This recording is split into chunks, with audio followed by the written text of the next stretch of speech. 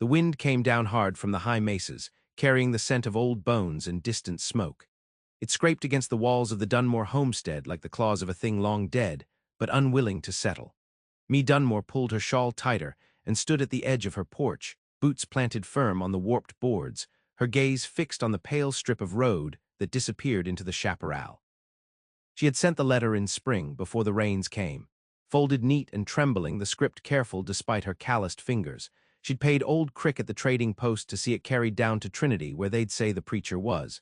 Reverend Alden Pike. She'd heard he was righteous and strong, the sort who spoke of salvation without softening the cost. That mattered. She didn't want comfort. She wanted truth, even if it blistered. Inside, the house was quiet save for the crack of fire and the occasional cough from the back room. Her boy, Caleb, lay under thick quilts, his fever up again. 6 years old and all bones, but his eyes still lit when she read to him from the tattered Bible his father had left behind, the one with the spine cracked from too many winters. The boy didn't know the worst of it, not yet, but the sins lay heavy in this house, not just hers. Mee stood like that until the light shifted and the heat broke, and a single figure came into view down the road. At first she thought it was the preacher, tall, broad-shouldered, wearing black, but the man rode wrong for a preacher. Too loose in the saddle, like he carried no burden but his own damnation. The horse was dust-lathered and lean, and the rifle strapped behind his saddle caught the sun like a curse. Mee's heart slowed. Her hand found the butt of her father's old revolver, hidden in the folds of her skirt. She didn't move to greet him, didn't wave, just stood there as the man pulled up and dismounted with the ease of someone long used to violence. "You ain't Reverend Pike," she said. "No," the man replied, pulling off his hat. His voice was deep, tired. "He's dead." The words hung heavy. A hawk cried overhead, the only sound. She studied him, dark hair, rough beard, eyes like riverbed stone. His coat was stained, not just from dust but deeper things that didn't wash out. "You a friend of his?" "Not exactly." He looked down, jaw tightening. "I was there when he fell. We shared a camp for 2 nights. He talked some about you, asked me to bring this." He reached into his coat and pulled out a folded paper, stained at the corners, her own letter. Mee took it without flinching. Her hands shook only a little. She turned it over, saw the faint blood smudge at the edge. She didn't ask how the preacher died, didn't want the shape of that memory carved into her just yet. "What's your name?" "Call me Eli," he said. "And why'd you come?" He paused, long enough that the silence turned into something sharp. "Maybe I got tired of riding toward nothing." Mee watched him a moment longer, then opened the door. "You can stable your horse out back," she said. "We eat at sundown." And that was how the Gunslinger came to the Dunmore place, where the shadows lingered longer than they should, and the ghosts sat at the dinner table like kin. She did not trust him, not yet, but she'd seen men with blood on their hands before, and not all of them were beyond reach. The light in the Dunmore house was low and flickering, the kind born of wood too damp to catch easy. Supper was boiled beans and hard biscuit, the kind that scraped the roof of your mouth going down. Mee sat at one end of the table, her sleeves rolled past her elbows, fingers still stained from hauling water and splitting kindling. Eli sat across from her, hat on his knee, coat hanging on the peg by the door. Neither of them spoke much. The boy coughed once from the back room, and Mee's head turned sharp at the sound, though she didn't rise. Eli watched her without watching. He had a way of doing that, seeing the shape of a thing without letting on. She was younger than he'd expected, though her eyes held the weight of someone twice her age. Strong jaw, sun-dark skin, the kind of face carved more by wind and worry than vanity. There were no trinkets in the room, no lace or fine porcelain, just a wooden cross on the mantel and a worn rocking chair that hadn't moved since he arrived. "You've seen trouble," Mee said finally, not looking at him. Eli set his fork down. "Everyone out here has. Some more than others." He said nothing. Mee wiped her mouth with a sleeve, then leaned back, arms crossed. "Preacher was supposed to help me set things right." "You think he could have?" Eli asked, voice low. "Maybe not, but I needed to try." Eli shifted. He wasn't good with this kind of talk. Bullet wounds he understood. Men who screamed and didn't get back up he knew. But this woman sitting across from him, holding herself like a dam about to crack, that was harder. "I'm no preacher," he said. "No, but you're here." That was true, and he didn't know why he'd stayed. Not really. He'd buried Alden Pike with his own hands in a shallow grave beside a dry creek, said no prayer over him because he didn't know how. But he'd taken the letter from the preacher's coat and read it by firelight, and something about the way the woman wrote, like she'd already lost more than she dared admit, had stayed with him. He could have kept writing, should have, south to Mexico maybe, someplace where his name didn't call gunmen like flies to meet. Instead he'd turned his horse east and found this place and her. From the back room came another cough, longer this time, and me stood. Her eyes flicked to him once, then she disappeared behind the curtain that served as a door. Eli sat still, the fire cracked, somewhere outside a coyote called. When she returned, she was pale and quiet. His fever's worse, I got no medicine left. Eli looked toward the back room. I know a bit about fever, fought through it in the war. Whiskey and willow bark helped when we had it. Me nodded, but her jaw was set. We got no whiskey either. I was countin' on the preacher bringin' more than just words. She didn't say it to wound him, but it landed all the same. I could ride into Trinity, Eli offered. It's 2 days there and back. He may not last. Then I'll leave before dawn. Me studied him, long enough that he felt something in his chest stir, something he hadn't let move in years. You don't owe me that, she said. I know. Then why? Eli stood slow, like the weight of everything he'd carried was catching up with him. He looked toward the back room again. Maybe I got tired of walking past things I could fix. She didn't answer right away. The room was thick with unspoken things, but she only nodded once. You'll need my horse, she said. Yours looks half dead. I'll take care of them both. He turned for the door, but she stopped him. Stay the night, ride at first light. Eli hesitated, then stepped back from the threshold. The wind outside had picked up, howling low through the cracks. He sat again, and she poured water into tin cups. They drank in silence, the kind of silence that holds its breath. And outside, the desert waited, watching, knowing it would not be long before the past came riding hard for them both. Morning came thin and bitter. The sun climbed slow, casting pale gold across the hardpan, but it gave no warmth.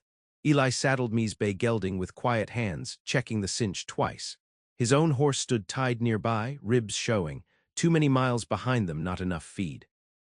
Me emerged with a cloth-wrapped bundle, jerky, 2 biscuits, and a boiled egg. She pressed it into his hand without a word, then stepped back. Her eyes were rimmed red, not from tears, but from the night spent watching fever take hold. You'll want to cut across Three Sisters Pass, she said. It's rougher but quicker, just mind the canyons, they echo. Eli nodded, tying the bundle to his saddle. I'll be back by dusk the second day, if I can. Me glanced toward the house, just come back. He rode out without ceremony, dust rising behind him like memory. She stood until the sound of hooves was gone, then turned inside. The day passed in fragments, cool rags, spoonfuls of water, the sound of Caleb's ragged breath filling every corner of the room. She whispered scripture when the boy stirred, not because she believed it would change anything, but because her mother had done the same when me lay fevered long ago, back before the world hardened. Night fell like a shutter. The fire was low and the wind had changed. Somewhere beyond the hills, something stirred. Me bolted the door, set her rifle by the cot, and slept in the rocker beside her son, one hand on his chest. The ride into Trinity was hard. The trail wound through switchbacks where the rock walls pressed close, as if the land itself didn't want to let him through. Midway, Eli stopped to let the horse drink from a shallow stream, the water trickling over red stone like blood. He didn't sleep, didn't eat, just rode with the letter's memory burning in his pocket and the weight of the boy's breath echoing in his mind. By dusk of the first day, he made camp under a dead tree, his fire small and shielded. Coyotes called again, nearer this time. He didn't answer. Trinity appeared just before noon on the second day, a tangle of weathered storefronts and smoke curling from chimneys. He rode straight for the general store, left the horse tied while he gathered what he needed: willow bark tincture, powdered quinine, strong spirits, and a few tins of broth. The storekeep eyed him with caution. You the one brought the preacher in. Eli paused, then nodded, buried him proper. Shame, he was a good man. Eli didn't argue. When he stepped back into the street, he felt it before he saw it. That tightening in the ribs, the shift in air, trouble. A man leaned against a post across the way, chewing a sprig of grass. His hat was low, coat too clean for a town like this. He watched Eli like a man watches a card table, casual but ready to draw. "Eli Templeton," the man said. Eli's hand stayed near his coat, but he didn't move. "Depends who's asking." "Name, Bragg. You left a mark on my brother outside of Yuma. He died coughing blood." "I remember. He'd earned it." Bragg grinned, a smile full of empty. "You owe me then." "I'm not collecting debts." "No, but I am." The townsfolk had stilled, retreating behind windows and doorframes. A crow cawed from a rooftop, sharp and jarring. Eli spoke once calm. "I've no quarrel with you, not today." Bragg spat. "Don't much care what kind of day it is." The draw was fast, Eli's faster. One shot split the air, echoing down the street like a tolling bell. Bragg dropped, face first in the dirt. The dust rose around him, and the crows lifted into the sky. Eli holstered the pistol, retrieved the medicine without another word, and rode. May was waiting. She'd heard him before she saw him, a low rhythm in the dusk like an old heartbeat returning. She met him at the edge of the clearing, face drawn, but eyes lit with something fierce. "You're late," she said. He dismounted stiffly, handed her the bundle, ran into something. Her fingers closed around the bottle. "Did you kill it?" "Yes." Me nodded once, then turned. "Come inside." Inside, the fire was low, but the boy still breathed. Eli moved quiet, crouched beside the cot, measured out the tincture with steady hands. Caleb stirred, eyes fluttering. Me laid a hand on his brow. "Drink, baby, this'll help." Eli watched the boy swallow, then lean back into sleep. "Now we wait," Me said, her voice dry as the land outside. Eli sat beside her on the floor. The fire cracked. For the first time in days, she leaned against him, just barely.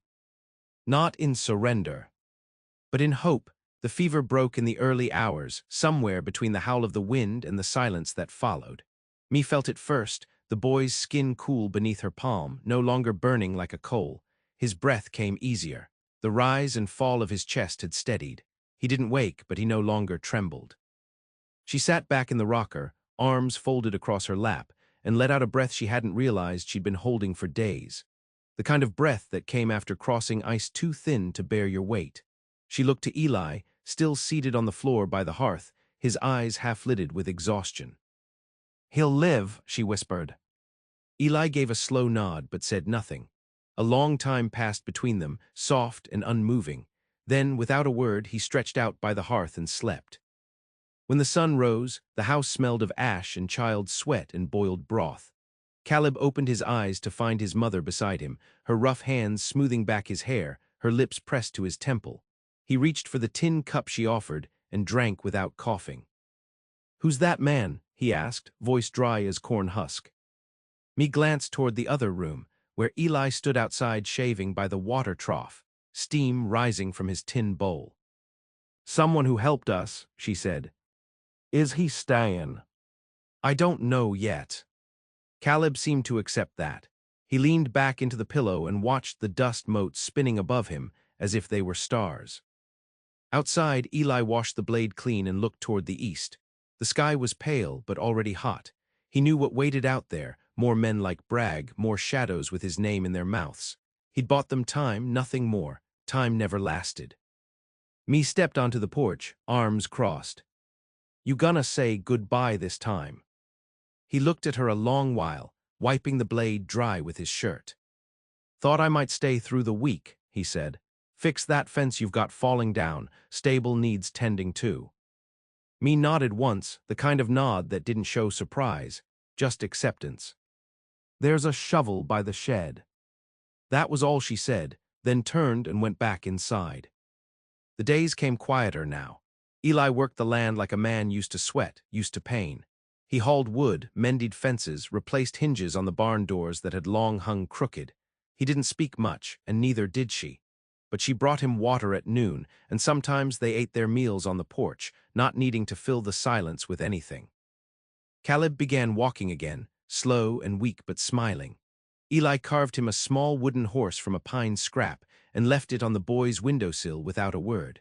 Caleb found it the next morning and carried it around in his pocket like it was gold. One evening, the three of them sat around the fire. Me darned socks. Caleb drew in the ashes with a stick. Eli smoked in the doorway, his eyes scanning the horizon though the night offered no answers. "You kill a lot of men," Caleb asked suddenly, not looking up. Me stilled, her hand tightening on the needle. Eli exhaled slow, "Yes." "Why?" "Because they would have killed me, or someone else." Caleb nodded, as if that made sense. "My pa killed a man once." Me's shoulders twitched. "He said it don't ever leave you, that you dream of it, even when you're old." Eli tapped the ash from his smoke. He was right. Caleb looked at him. "You dream of it." "Every night." The boy didn't speak again, but Me looked up just once, eyes meeting Eli. She didn't offer comfort, just recognition. Later, after the boy slept, she joined Eli on the porch.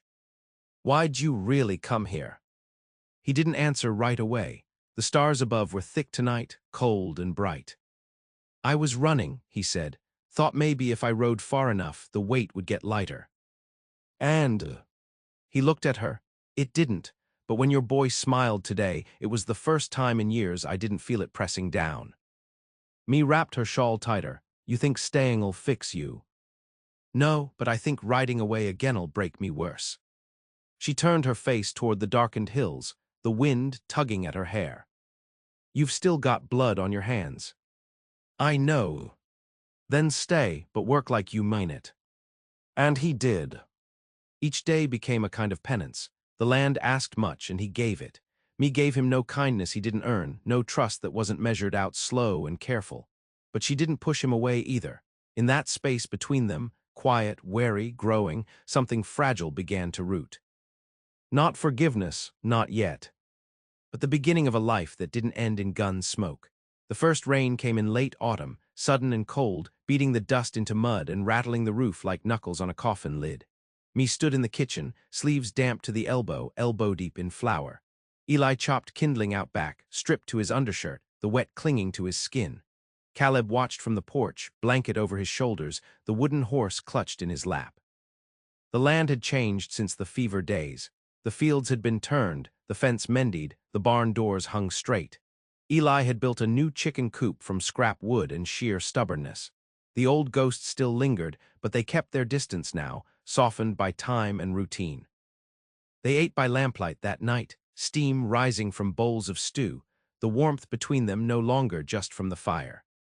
"You ever think of leavin'?" Me asked, her voice low. Eli looked up, spoon midair. "I used to, most days. Felt like the road was the only place I belonged. And now?" He set the spoon down, rubbed his jaw. "Now I think if I left, I'd take the worst of me with me, and I'd rather bury that here."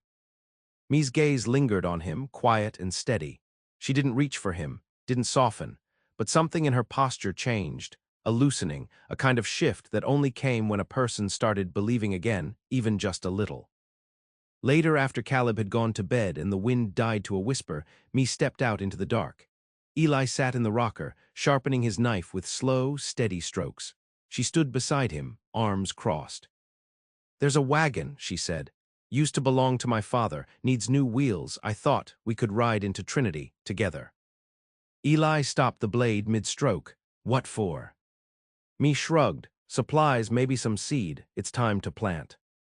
He didn't answer right away, just looked up at her, eyes catching the lantern glow. "All right," he said. "We'll go in the morning." The town was quieter than he remembered, the dust settled and the streets thinner. Folks watched them when they arrived, Me riding tall in the wagon seat, Eli beside her, Caleb nestled between them with the reins in his hands like he was captain of the world. Inside the general store, old Mr. Dunley blinked twice when he saw Eli. "Didn't figure you for settling," he muttered. "Didn't figure I would either," Eli replied. They bought flour, dried beans, seed potatoes, nails, and a small iron stove Me had been saving for. Eli paid without flinching. Blood money, maybe, but she didn't stop him. Outside, Caleb tugged Me's skirt. "There's a man watchin' us," he whispered. Eli turned slow. At the far end of the street, a rider sat still as stone, hat brim low, coat long and gray, the kind of man who didn't blink unless he meant to shoot. Eli handed the sack of flour to me. "Get in the wagon." "What is it?" she asked. "Someone I used to ride with, before." The man didn't move, but his presence was enough. Eli walked into the street, loose and calm, boots crunching in the dust. "Jard," he called. The rider dismounted, slow. His eyes were pale as winter, his face all knife edges and sunburn. He didn't smile. "You're a long way from Perdido," Eli said. "You've got something that don't belong to you," Jard replied. "Peace." Eli nodded. "I figured it might come to this." Jard dropped his coat from his shoulders, 2 pistols on his belt, no hesitation. "I ain't gonna draw," Eli said. Jard spat in the dust. "You will." Me stood in the wagon bed now, Caleb crouched low beside her. Her hand was on the shotgun stashed beneath the seat, but she didn't raise it. The street held its breath. Jard stepped forward, and that's when Eli moved, not for the gun, but toward him, fast and low. The 2 men collided like hounds in a pit. The first shot went wide, the second caught Eli in the side, but he was already on top of Jard, fists landing hard. They fought like brothers turned to enemies. In another life, they might have died back to back. But in this one, Eli pressed the barrel of Jard's own gun beneath his chin and didn't pull the trigger. "Don't come for me again," he said, voice thick with blood. "This is where it ends." Jard stared at him, teeth red. "You think she'll keep you safe?" "She doesn't have to," Eli said. "I'll keep myself. I just needed a place to try." He stood shaky, the blood soaking his shirt. Me was already running, Caleb behind her, wide-eyed and silent. They rode home in silence. Eli slumped against the wagon rail, hand pressed tight to his ribs. That night, me cleaned the wound without flinching. He didn't cry out.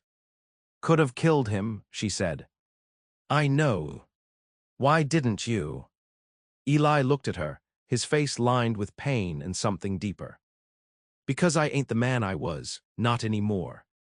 She tied off the bandage, wiped her hands clean. "Then you can stay," she said. And he did. Winter came quiet that year. No great storm, no hard freeze, just a steady hush that settled over the land like an old quilt. The fields lay fallow under a dusting of frost, and the days shortened until the light felt borrowed. In the mornings, the breath of the horses steamed white in the barn, and the chickens huddled close in the new coop Eli had shored up with cedar from the ridge.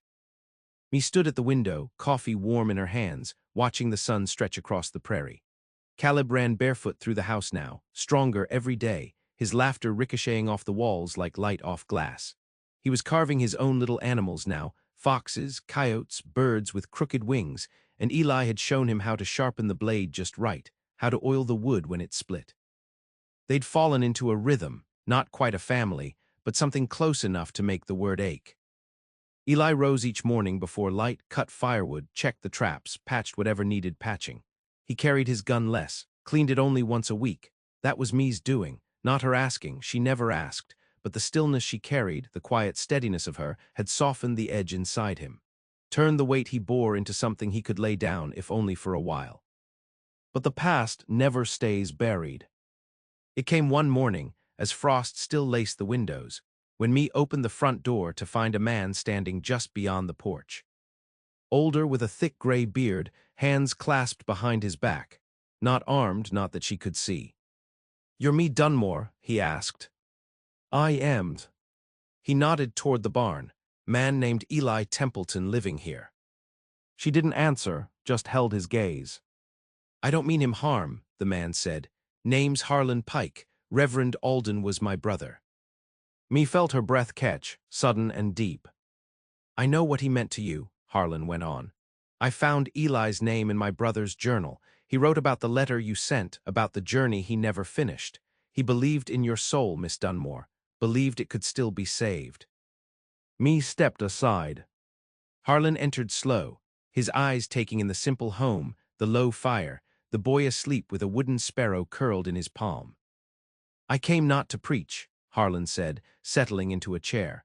but to see if the man who walked away from my brother's grave had found something worth holding. Eli entered then, wiping his hands on a rag. He froze when he saw the man, jaw tightening. "I'm not the same man who left him behind," Eli said. "I can see that," Harlan replied. "He said you were broken, that maybe that's what made you listen." "I tried to bury that part," Eli said, "but it's still there." Harlan smiled, weary. "Good, it means you're honest." They talked for a while, about Alden, about the road that led them both here. When Harlan rose to go, he left behind a Bible, thin and worn, the kind a man reads in the dark. "I think he'd want her to have it," he said. After he left, Me held the book in her hands, thumb grazing the cracked leather. "I don't know if I believe," she said. "You don't have to," Eli replied, taking her hand. "Not yet." Spring came slow, like healing. The earth softened under their feet, the rivers filled again. They planted together beans, squash, corn, and watched green break through brown. Caleb caught a crow with a broken wing and nursed it back to flight. Me taught him patience. Eli taught him stillness. Some nights they sat out by the fire pit behind the house, stars glittering above, the land wide and quiet. Me would rest her head on Eli's shoulder, and he would wrap a blanket around them both, neither speaking. There was nothing to say and everything. She had sent for a preacher to save her soul. Instead, a gunslinger came, bearing not salvation, but the offer of something just as holy, a hand to hold through the dark. A second chance not earned, but chosen day by day. In the quiet rhythm of their days, they built something small and stubborn. Not sanctuary, but home,